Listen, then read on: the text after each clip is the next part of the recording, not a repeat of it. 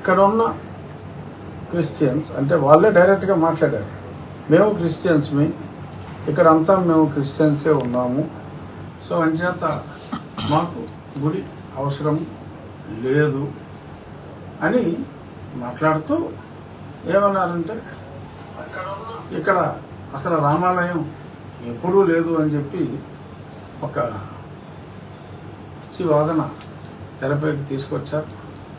నేను మొన్ననే చెప్పా ప్రెస్ మీట్లో 1932 ఆర్ఎస్ఆర్లో చాలా స్పష్టంగా అక్కడ గుడి అని ఉంది. తరువాత 1992 నుంచి నాకు ఎలక్ట్రిసిటీ బిల్స్ దొరికినాయి. ఎలక్ట్రిసిటీ ఆఫీస్లో వెరిఫై చేశాను. రామాలయము అనే పేరు మీదే కంటిన్యూస్గా ఇన్వాయిస్లు రేజ్ చేయటం, రామాలయంకి సంబంధించి అక్కడ నడిమి ఇంటి పేరుతో మరి ఉన్నవారే అక్కడున్న ఆర్యవైశ్యులే. ఆ బిల్స్ ప్రకారం 92 నుంచి వారే రామాలయం పేరు మీదే కరెంటు బిల్స్ అన్నీ కూడా పే చేశారు. డాక్యుమెంట్లో కూడా రామాలయం అని చెప్పి చాలా స్పష్టంగా ఉంది.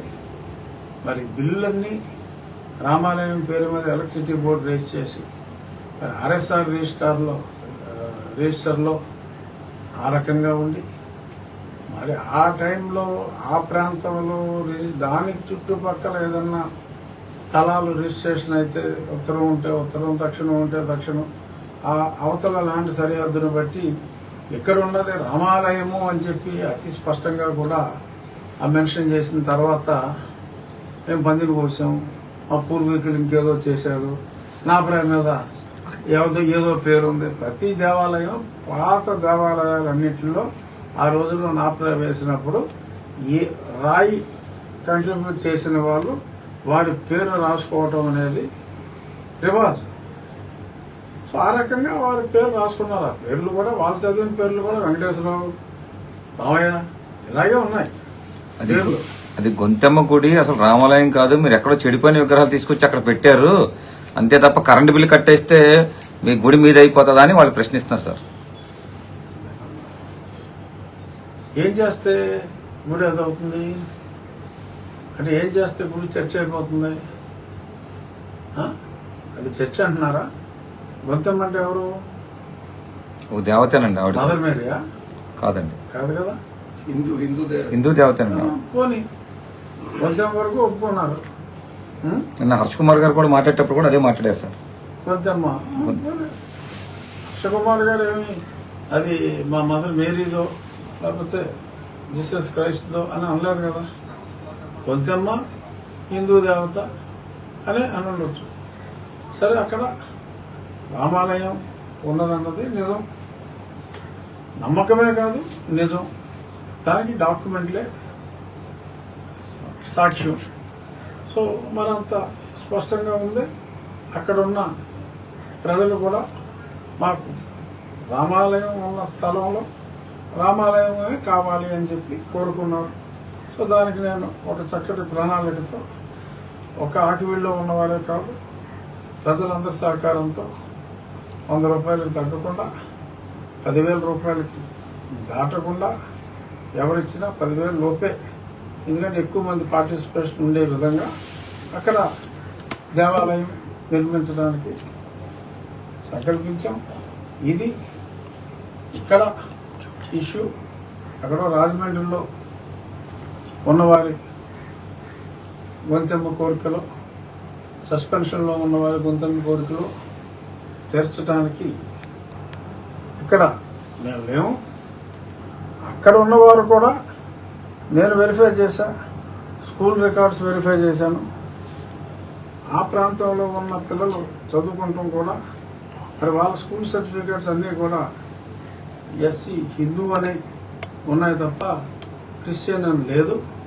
ఎవరో ఫాదర్ వచ్చి ఇక్కడ అందరూ క్రిస్టియన్లు అని చెప్పి నోటి మాటగా చెప్పారు, కానీ అక్కడ హిందువులే ఎక్కువగా ఉన్నారు. ఇది డాక్యుమెంట్ ప్రకారం చూస్తే మరి అక్కడ క్రిస్టియన్లు చాలా తక్కువ మంది ఉన్నారు, ఎక్కువ మంది హిందువులే ఉన్నారు. మరి సర్టిఫికెట్లో హిందూ అని చెప్పి ఉంటే హిందూ కాదని ఎలా అంటారు?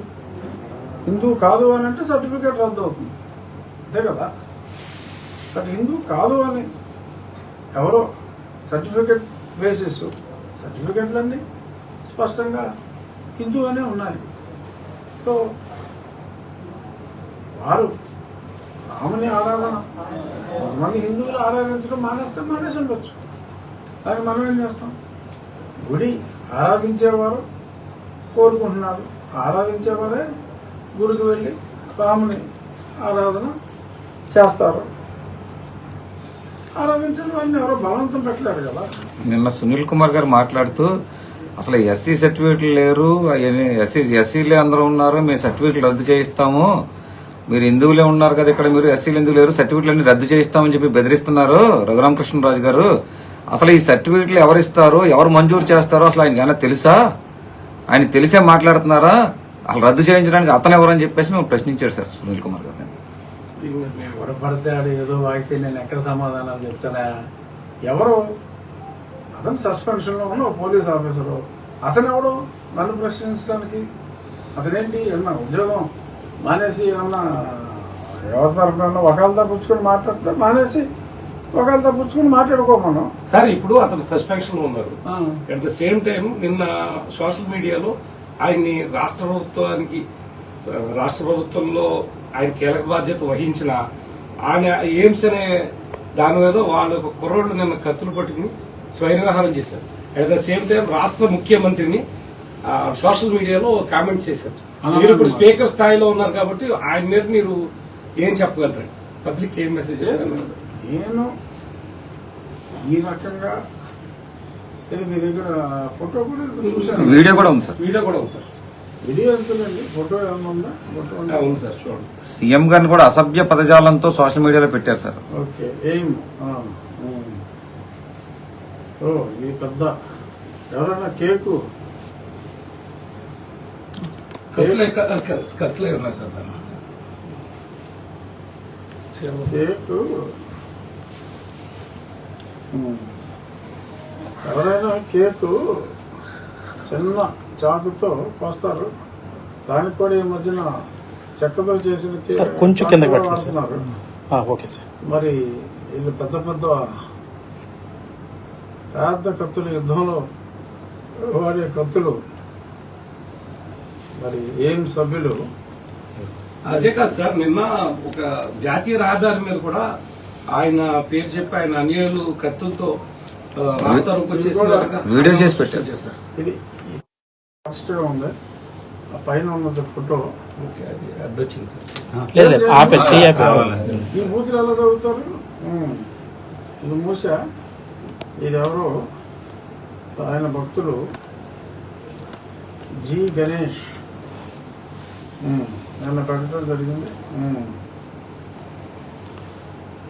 చాలా చాలా అసభ్యంగా చదవలేని పదజాలంతో గౌరవ ముఖ్యమంత్రి గారిని మరి వాళ్ళు మాట్లాడటం జరిగింది. సో ఈ రకంగా మరి ఒకటేంటంటే కొందరు వెలుపుచ్చిన అభిప్రాయం సందీప్రాలాపన, మరి రేపు మాపు అరెస్ట్ తప్పదేమో, ఆల్రెడీ రకరకాలుగా మరి అతను బెదిరిస్తున్నాడు. ఏదో అతని సామాజిక వర్గం ఈ కూటమి ప్రభుత్వానికి దూరంగా జరిగిపోతుంది, ఎందుకు రఘురామకృష్ణరాజు అనే ఒక వ్యక్తి కోసం ఇలా చేస్తున్నారు. ఒక పక్క ముఖ్యమంత్రిగా ఒక దళితుడు లేకపోతే ఇంకెవరు ఉండాలి అని ఆయనే మాట్లాడుతున్నారు. మరి ఈ ప్రభుత్వానికి ఓట్లు రావేమో, ఇటువంటి గొప్ప అధికారిని ఏం చెప్పుకోవడం మరి తనే మాట్లాడటం జరుగుతుంది. ఏదేమైనా ప్రజలు వెలుపుచ్చిన ఒక అభిప్రాయం ఏంటంటే బహుశా అరెస్టు భయంతో మరి ఈ రకంగా కత్తులు కటారులతో విన్యాసాలు చేస్తే మరి ప్రభుత్వం ఉనికిపోతుందేమో అన్న ఒక దురభిప్రాయంలో ఆయన ఉన్నారేమో అని అనిపిస్తుంది.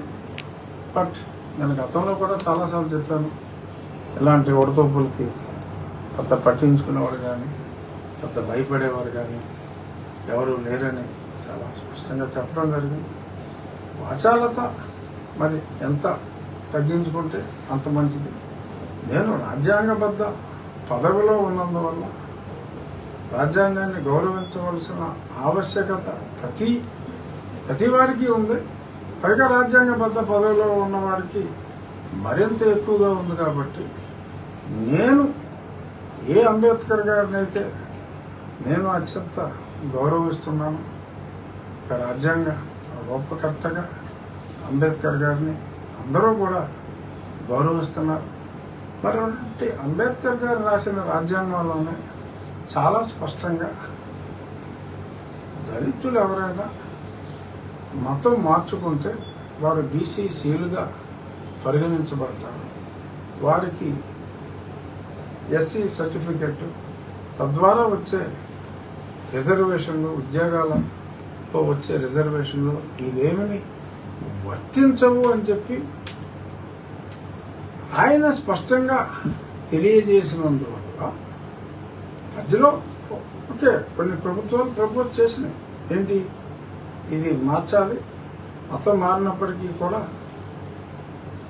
ఈ బెనిఫిట్స్ ఇవ్వాలి అని కొన్ని పార్టీలు మాట్లాడిన మాట వాస్తవం. కానీ అది రాజ్యాంగంలో ఆ సవరణ జరిగే వరకు ఎవరు కూడా జరగని సవరణని అనుసరించడానికి లేదు కనుక ఇవాళ రాజ్యాంగంలో ఉన్న అధికరణాన్నే ఎవరైనా సరే అనుసరించవలసిన బాధ్యత, రాజ్యాంగం మీద ప్రమాణం చేసి పదవీ బాధ్యతలు స్వీకరించిన ఏ వ్యక్తి అయినా కూడా పార్లమెంటులో చట్టం అయ్యి అది అమల్లోకి వచ్చే వరకు, వస్తుందో లేదో తెలియదు, వచ్చే వరకు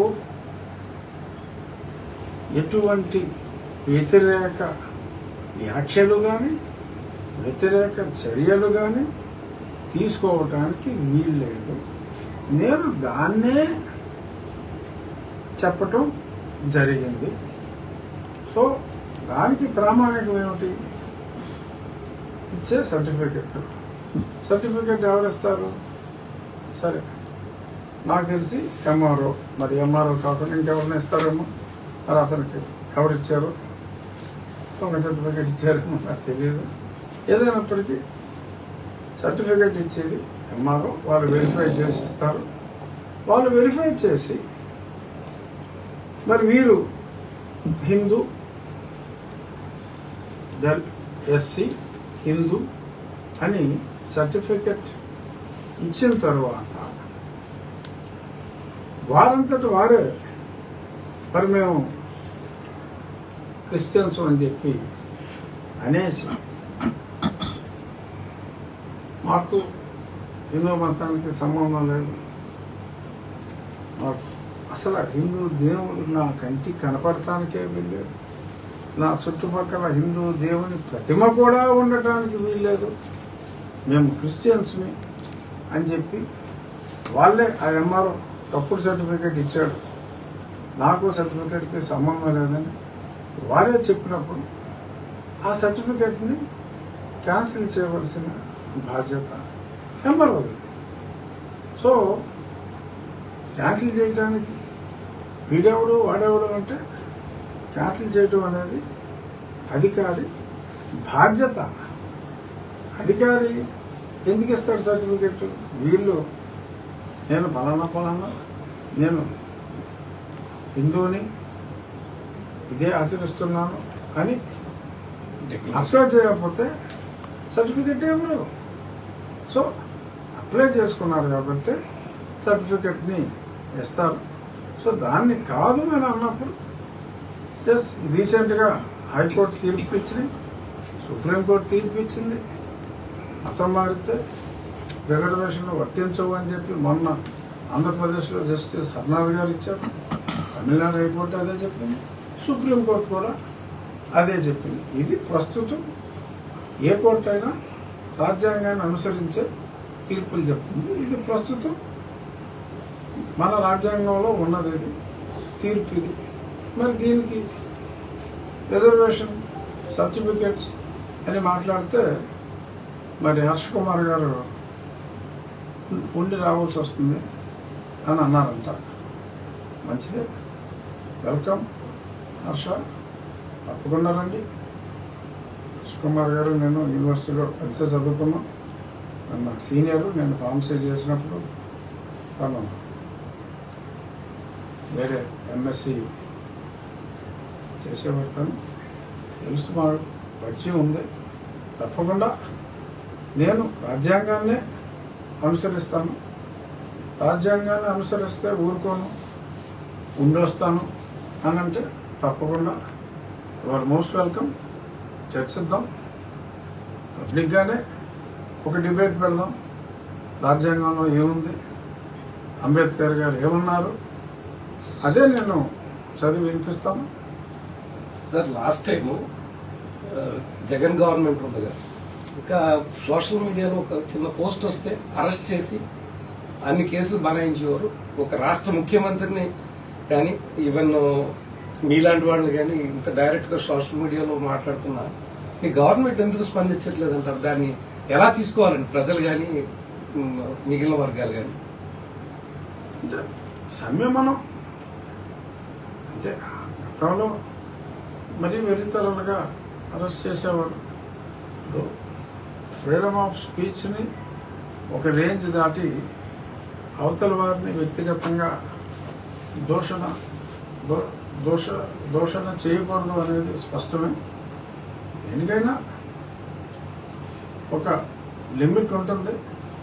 ఆ లిమిట్ దాటినప్పుడు డెఫినెట్గా లిమిట్ దాటారు కదా సార్, మీకు కనబడుతుంది కదండి. మీరు అది 24 hours అవ్వకుండా ఎక్కడున్నా తీసుకొచ్చి అరెస్ట్ చేసి రోడ్డు మీద నిలబెట్టి కొట్టి పరిస్థితులు ఉన్నాయి కూడా. అది ఎందుకు రాలేదంటున్నారండి మీ గవర్నమెంట్? అంటే కూటమి అసమర్థత అంటారు. అది పెద్ద పెద్ద కత్తులతో కవాతులు చేసుకుంటూ మరి ఒక వ్యక్తి, ఒక సస్పెండెడ్ ఆఫీసర్ ఫోటోలు పెట్టుకుని, సరే అంబేద్కర్ గారి ఫోటోలు పెట్టారు, వేరే విషయం. ఇలాగా పెద్ద పెద్ద కత్తులతో స్వైర విహారం చేసిన వాళ్ళ మీద చర్యలు అయితే తప్పకుండా ఉంటాయని నేను అనుకుంటున్నాను. ఎందుకంటే అది లా అండ్ ఆర్డర్ ఇష్యూ. నేనేదో కేక్ కోసుకుంటున్నాను అందుకని చెప్పి అంత చాకు తీసుకుని మళ్ళీ అదే కత్తి, ఆ కత్తిని కూడా గాల్లో తిప్పుకుంటూ 10 మంది 10 కత్తులు గాల్లో తిప్పుకుంటూ ఏదో ఇలాగా ట్రాఫిక్ కాదు. మరి ఇలాగా కేకులు కోసినప్పటికీ కూడా గుడ్లప్పటి నుంచి పోలీసులు చూస్తూ ఊరుకుంటారని నేనైతే అనుకోవట్లేదు. ఖచ్చితంగా ఆ కత్తుల ప్రదర్శన చేసిన వాళ్ళని, వారి వెనక ఎవరైనా ఉన్నారా అని ఆ వెనకాల ఉన్నవారిని కూడా ఖచ్చితంగా అరెస్ట్ చేసి తీరాలి. మంచి ప్రభుత్వం అని అంటే ఇది కాదు. డెఫినెట్గా తీవ్రమైన చర్యలు ఖచ్చితంగా తీసుకుంటారు. ఎవరైనా వీరే మంచి ప్రభుత్వం అంటున్నారు కదా, ఏ అదో పనులు చేసినా, కత్తులు తిప్పినా, కత్తులతో పొడిచినా పట్టించుకోరు అని అనుకుంటే డెఫినెట్గా వాళ్ళకి కనువిప్పు త్వరలోనే కలుగుతుంది. మంచి డస్ నాట్ మీన్ అలసత్వం కాదు. ప్రజలకి మంచి సంక్షేమం ద్వారా మంచి చేయటం గురించే మంచి ప్రభుత్వం అని మాకు మేము చెప్పుకున్నాం. మా ప్రభుత్వం మంచి ప్రభుత్వం, గుడ్ గవర్నెన్స్ అని చెప్పుకున్నాం. అంతే తప్ప సమాజంలో వాళ్ళు మంచివాడు అంటే డెఫినేషన్ మారిపోయింది. ఆ డెఫినేషన్ కాదు ఇది. సంక్షేమం దృష్టిలో మంచి అంతవరకే తప్ప ఎవరికి వచ్చినట్టు వాడు పిచ్చి పిచ్చిగా వాడి కత్తుల ప్రదర్శనలు, కవాతులు, కత్తులతో కవాతులు ఇటువంటివి చేస్తే తప్పకుండా చర్యలు ఉంటాయి. ఏంటంటే అరెస్టు భయంతో ఏదో కొంచెం హడావుడి చేయాలని చెప్పి బహుశా ఎవరైనా పొలం గాడి తీసి, పొలానికి క్రైమ్కి సంబంధం ఏంటండి? అంటే నన్ను కొట్టించాడు, దారుణంగా కొట్టించాడు. ఆ కొట్టించిన వ్యక్తి ఒక ఎక్స్ సామాజిక వర్గం అయితే ఉద్యోగం రావడానికి ఆ ఎక్స్ సామాజిక వర్గానికి కొన్ని వెసులుబాట్లు ప్రభుత్వం ఇచ్చింది. అంబేద్కర్ గారు ఆయన రాజ్యాంగంలో ముందుగా 10 సంవత్సరాలు అన్నారు, తర్వాత ఇప్పుడు 75 ఏళ్ళైనా ఎక్స్టెండ్ చేసుకుంటూ వచ్చారు. మంచిదే, దాన్ని ఎవరో కాదన్నా, ఎందుకంటే మనం దాన్ని ఎక్స్టెండ్ చేసుకుంటూ వచ్చిందని. కానీ దానికి నేను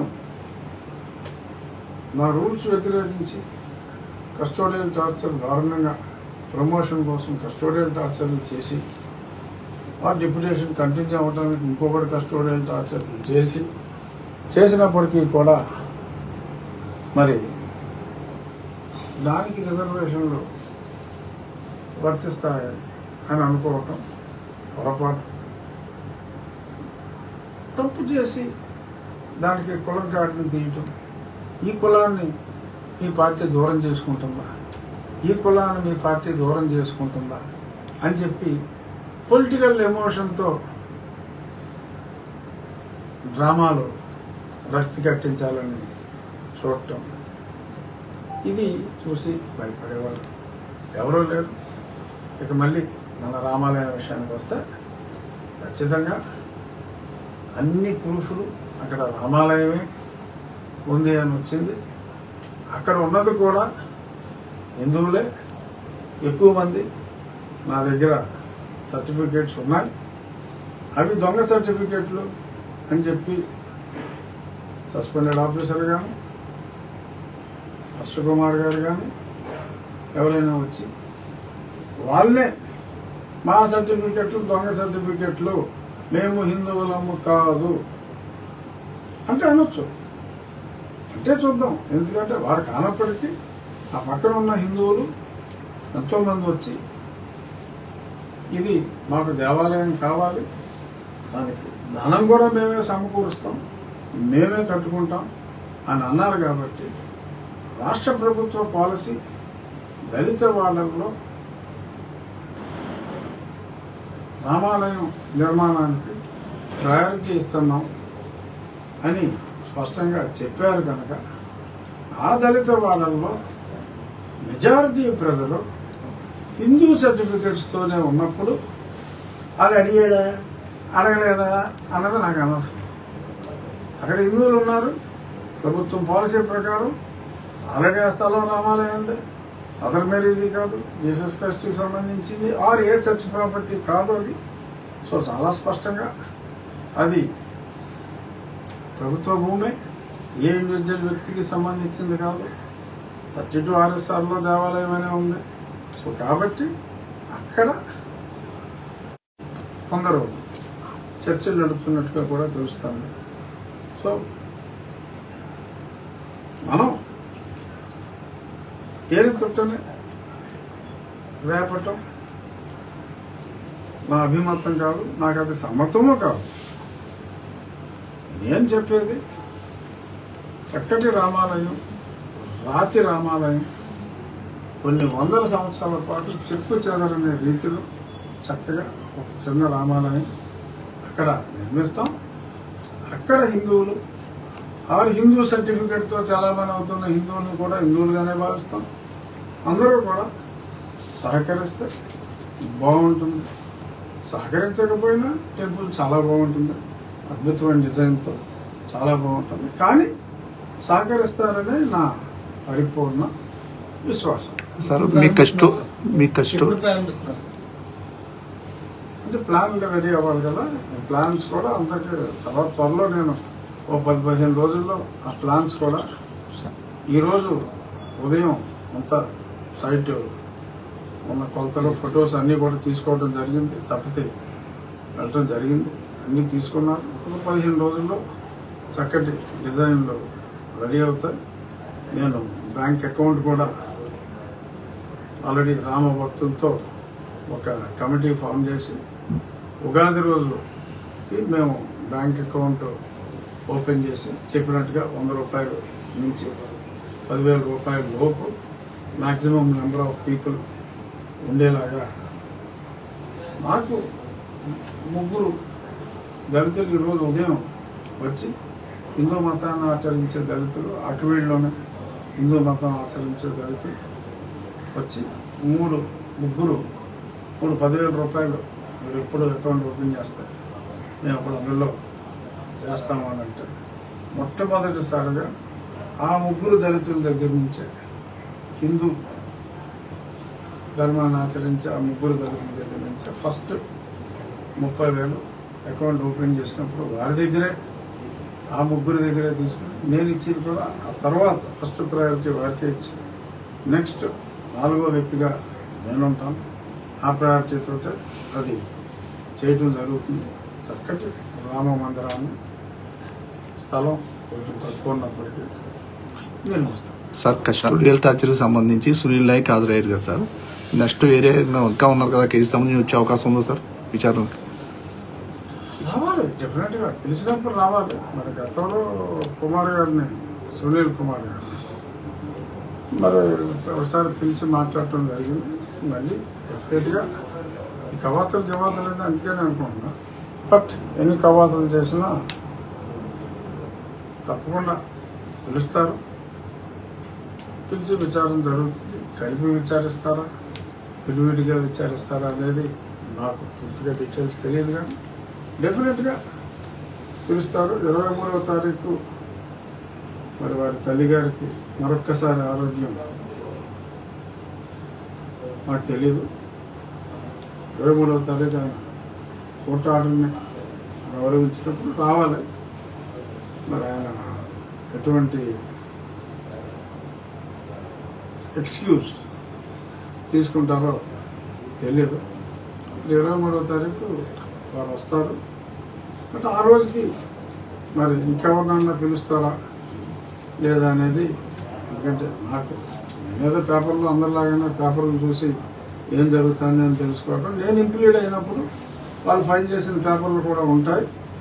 ఆ ఫైల్ చేసిన పేపర్స్లో ఉన్న 164 స్టేట్మెంట్స్ ప్రకారం అయితే చాలా స్పష్టంగా అక్కడ నేను ఏదైతే చెప్పానో ముసుగు వేసుకుని వ్యక్తులు రావటం, వారిని అక్కడ ఉన్న పోలీస్ అధికారులు నా యొక్క మిగిలిన వాళ్ళు సహకరించడం, గదిలోనికి పంపటం, మరి నన్ను కొట్టించడం, తర్వాత వీరు వారిని సాగనందటం, ఇవన్నిటికి కూడా కోర్టులోనే సబ్మిట్ చేశారు. 164 స్టేట్మెంట్స్ కూడా చాలా స్పష్టంగా ఉన్నాయి.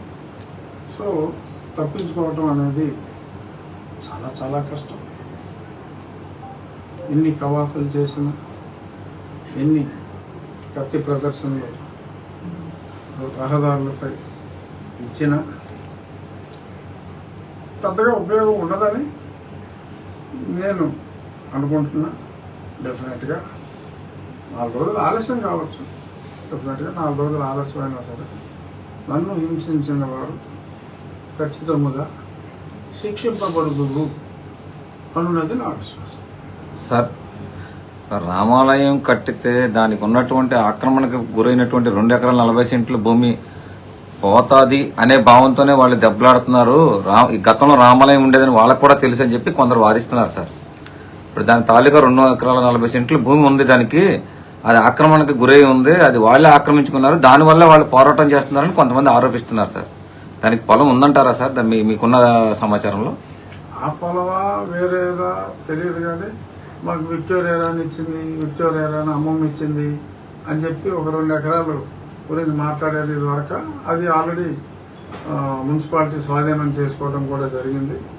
వీరు మాట్లాడేది ఆ 2 ఎకరాల ఇంకో 2 ఎకరాల అనేది నేను ఎంఆర్ఓని డీటెయిల్స్ అడగటం జరిగింది. ఆ డీటెయిల్స్ వస్తాయి. ఆ 2 ఎకరాలు కాకుండా ఇంకో 2 ఎకరాలు అయితే దాన్ని కూడా స్వాధీనం మున్సిపాలిటీకి అప్పచెప్పడం జరుగుతుంది. Thank you sir. 4 నిమిషాలు వచ్చింది సార్.